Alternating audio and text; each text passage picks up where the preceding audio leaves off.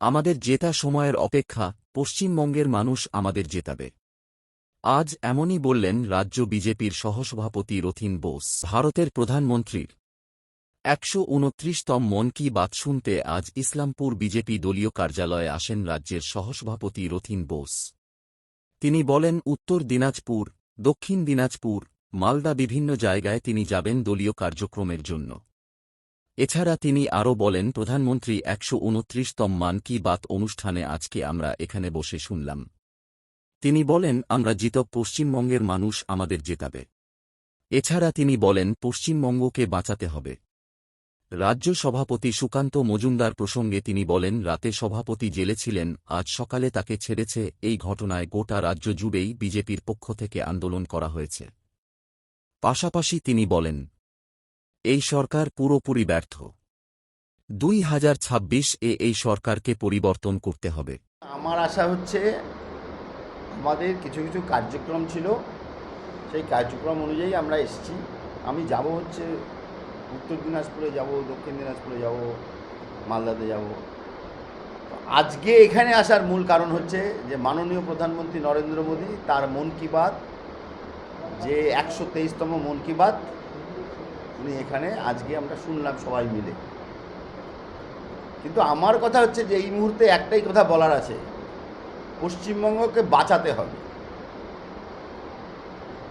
গত দুদিন আগে যে কসবার যে ঘটনাগুলো, এটা কিন্তু একটা কোনো বিচ্ছিন্ন ঘটনা না, এরকম ঘটনা অনেক হয়েছে। গত যে ২০১১ সালের পর থেকে এরকম ঘটনা প্রচুর ঘটেছে, এবং শুধু দুর্ভাগ্য আমাদের যে দোষীদের পুলিশ প্রোটেকশন দিয়েছে। সরকার যে চলছে, সেই সরকারের বদান্যতায় আজকে সেই দোষীরা শাস্তি পাচ্ছে না, এবং এই সরকার পুরোপুরি ব্যর্থ। আমরা আমাদের সভাপতিকে কালকে অ্যারেস্ট করেছে। সভাপতি কালকে রাত্রে জেলে ছিল, আজকে সকালে তাকে ছেড়েছে, সঙ্গে আরও বিজেপির কার্যকর্তা ছিল। সারা পশ্চিমবঙ্গ জুড়ে এর প্রতিবাদ হয়েছে। কালকে শিলিগুড়িতে রাত্রে হয়েছে, সন্ধ্যার সময়, এবং সব জায়গায় হয়েছে। ইসলামপুরে হয়েছে কিনা আমি বলতে পারছি না, কিন্তু রায়গঞ্জে হয়েছে, সব জায়গায় হয়েছে। তো আমরা মানুষের কথা বলার জন্য এগিয়ে এসেছি, পশ্চিমবঙ্গকে বাঁচানোর জন্য। কি শিক্ষা, কি চিকিৎসা, কি অর্থনৈতিক বিষয়, কি মানুষের রুজি রোজগার, আজকে আমরা তলানিতে এসে গেছি। আমরা তাই মানুষদের কাছে বারবার অনুরোধ করছি যে এই সরকারকে পরিবর্তন করুন, পশ্চিমবঙ্গকে বাঁচান। যে পশ্চিমবঙ্গকে একদিন ভারতবর্ষ পথ দেখাতো ভারতবর্ষে, সেই পশ্চিমবঙ্গ আজকে একদম শেষ অবস্থায় এসে পৌঁছেছে। তাই সবার কাছে অনুরোধ যে ২০২৬-এ এই সরকারকে পরিবর্তন করতে হবে। তাই আমাদের যে কার্যকর্তা ২০০ জনের বেশি কার্যকর্তা বলিদান দিয়েছেন নিজেদেরকে, সেই দেবতুল্য কার্যকর্তারা দের স্মরণ করে আমরা নামছি, কাজ করছি, এবং আমরা মানুষের জন্য কাজ করছি। বিধানসভায় তো আর বেশি দিন নেই, সেটা কতখানি প্রস্তুত বলে মনে করছেন আপনারা, এবং কতখানি মানুষ প্রস্তুত?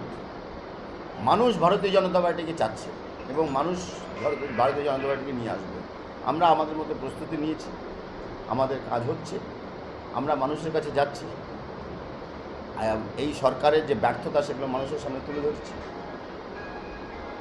সাংগঠনিক বললেন আপনি, সাংগঠনিক ব্যাপার, সাংগঠনিকভাবে কতটা মজবুত বর্তমানে? দেখুন, একটা জিনিস খুব পরিষ্কার, যে বিভিন্ন রকমের যে মিডিয়া এবং যারা করে, তারা বারবার এই সংগঠন সম্বন্ধে কথা বলেন। আমার দুটো তিনটে প্রশ্ন তাদের কাছে। যে ফার্স্ট কথা হচ্ছে সংগঠন না হলে পরে 40% ভোট একটা দল কেমন করে পায়? ২০১৬ সালে পশ্চিমবঙ্গে ভারতীয় জনতা পার্টি 10% ভোট পেয়েছিল। তারপরে কিন্তু 3টে ইলেকশন হয়েছে, 3টে ইলেকশনে আমরা 38 থেকে 40% ভোট পেয়েছি। এবং শুধু তাই না, 3টে ইলেকশনে আমরা 142টে সিট জিতেছি। কোনো 3টে ইলেকশন যদি ধরা হয়, 19, 21 এবং 24, 50টার বেশি সিট পেয়েছি। 3টে ইলেকশনে জিতেছি আমরা, 2টো ইলেকশনে জিতেছি, একটা ইলেকশনে জিতেছি, এরকম টোটাল সিট হচ্ছে 142টা। সুতরাং আমাদের জেতাটা হচ্ছে সময়ের অপেক্ষা। আমরা জিতব, পশ্চিমবঙ্গের মানুষ আমাদের জেতাবে।